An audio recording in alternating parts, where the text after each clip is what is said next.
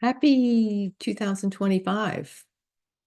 I sat down today to do some predictions for the new year, the coming year, 2025. And, I used to do these regularly. I kind of got off track. And when I started to tune into 2025, um, and I don't think this is a surprise to anybody, there is a lot of stuff, chaos, change, things that don't make sense, things happening rapidly, changes, primarily politically motivated. However, that of course is going to affect us, our daily lives, and the people around us, the people we love, people that we don't know, of course, and the most vulnerable among us will have the hardest time. And it almost became a little much for me to try to sift through all of that, just kind of emotionally and mentally. And so I asked my guides what to do, and they gave me a different message for you than specific predictions.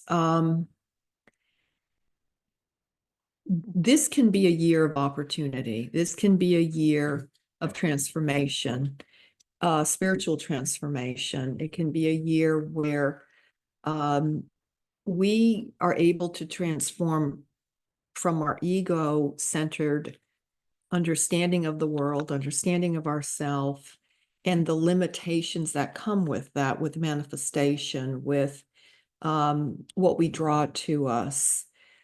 When we interpret the world around us through the ego, we are bound to the manifestations of that third dimensional reality. This is a year that we are given the opportunity to begin to transform that into a higher level of frequency, a higher consciousness. When we transform that frequency, when we go higher, when our consciousness expands, what we experience, what we are able to manifest comes from that higher frequency. And in that higher frequency, there's no opposition to our highest good. Our highest good always flows to us when we are able to absorb and embrace the higher frequencies. It shifts our reality.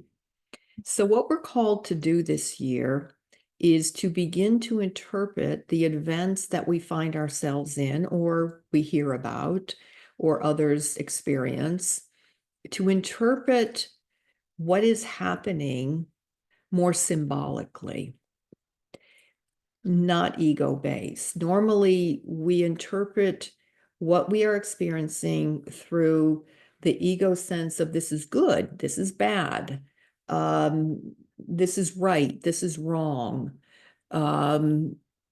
this is positive, this is negative, I like this, I don't like this, I'm angry or I'm happy, I'm getting my way, this makes sense to me or it doesn't make sense to me.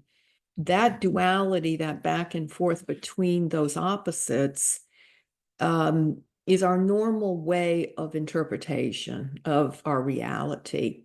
When we begin to interpret more symbolically, what we're interpreting, or the way that we go about that, is to see, to embrace what's happening through the lens of it being a lesson, of it somehow providing us an opportunity for our spiritual advancement, our growth, providing us the opportunity to see our reality, see what is happening in a more empowered way that draws us into more and more a reality, a way of being that sustains us, that sustains our being, that we're not dependent on the choices of a government, the choice of a leader, the economics around us, the the whatever that might be, the opportunities that we feel we have or we don't have.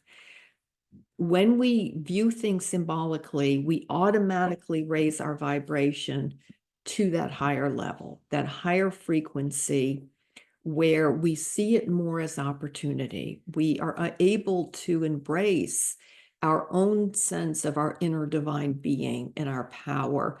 And then what evolves from that transformation is our highest good, because we're no longer placing our power in external events, people, choices others are making or wanting to make for us. Now, I know that seems kind of far-fetched. I know it seems that, we are dependent. We're not as much as we think we are. In fact, we're really not. But we have to take that leap into that trust, almost, that kind of jumping off the cliff into, how can I interpret what is happening in a way that I'm drawing from my heart, my spirit, and I'm listening to that divine inner sense. So here's the thing. You're not going to know how to interpret it, because, when we try to figure that out, we're drawing from our ego self, most likely. So this is what I ask you to do is, let's say you see something on the news, or something affects you personally, a change that's bringing fear to you, or that pending sense that something is going to change. There's talk about it, and you're not sure how that's going to affect you. Instead of getting into that fear, instead of getting into that kind of frozen state where we feel powerless, try to take a few moments, breathe, go within,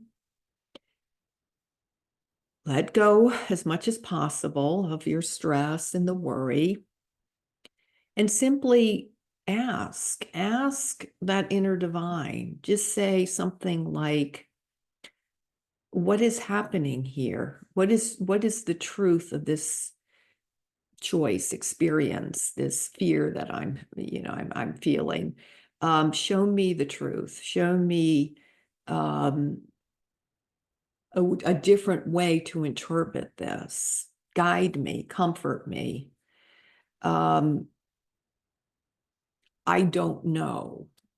I don't know what this is about. I don't know why this is coming to me. Help me, enlighten me as to my purpose in this. How can I advance and thrive and manifest all I need through what's happening? Don't expect to know immediately the answers to that. Take your time, put that out there, and then let it go. Let it go. I promise you, you will get a response. Don't get into your head. Don't try to overthink it. Don't, kind of worry that didn't work, or that nothing's going to come to you and get stressed about it. Try to maintain that awareness that you will receive a response.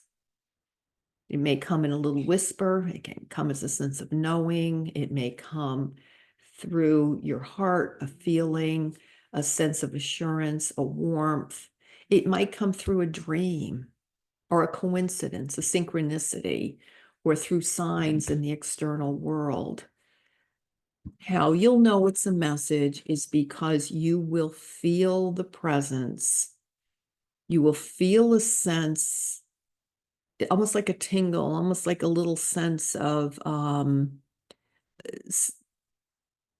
this doesn't make sense necessarily, but I feel this. I don't have any reason to believe this may be true, but this is in my heart. Sometimes we can even literally feel it, like a warmth or that aha moment where we feel a flow of energy. It can come in so many different ways. Try to pay attention when you start to feel something like that. If you pay attention, those little tiny grains of that, it will increase, it will get stronger, But we need to kind of practice that channel of energy that can come to us, that can bring what we need, the reassurance, the guidance, the comfort, the truth. Because from that energy comes the manifestation. The manifestation is part of that acceptance in our consciousness of truth. So as much as possible, don't question or, try to get into a when, where, how, why, like over questioning it.